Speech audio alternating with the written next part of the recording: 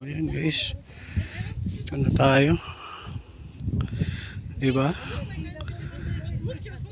Para tayong nasa summers actually, pero may mga ilang puno ron nabubuhay pa pang ganitong weather talaga sila, mga desert. Oh.